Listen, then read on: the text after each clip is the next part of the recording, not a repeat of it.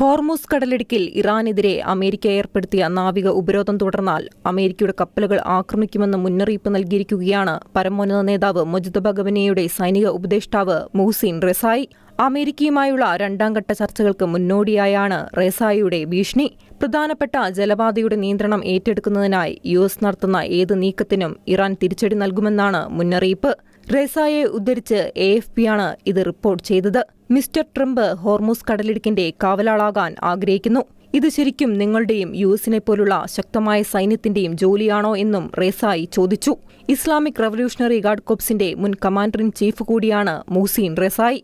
Iran തങ്ങളുടെ ഏറ്റവും പ്രമുഖമായ മിസൈലുകൾ കൊണ്ട് യുഎസ് കപ്പലുകൾ മുക്കും. ഞങ്ങൾക്ക് അവ നശിപ്പിക്കാൻ കഴിയും. ഇത് അമേരിക്കൻ സൈന്യത്തിന് വലിയ ആഘാതമുണ്ടാക്കുമെന്നും റസായി പറഞ്ഞു. വെടിനിർത്തൽ നീട്ടുന്നതിനെ എതിർക്കുന്നതായും ഏതൊരു സൈനിക അധിനിവേശത്തിനെതിരെയും യുഎസിന് മുന്നറിയിപ്പ് നൽകുന്നതായും അദ്ദേഹം കൂട്ടിച്ചേർത്തു. കരയിലൂടെ അധിനിവേശം നടത്താൻ യുഎസ് ശ്രമിച്ചാൽ തിരിച്ചടിക്കുമെന്നും അത്തരം സാഹചര്യം വന്നാൽ സൈനികരെ ബന്ദികളാക്കുമെന്നും റസായി മുന്നറിയിപ്പ് നൽകിയിട്ടുണ്ട്.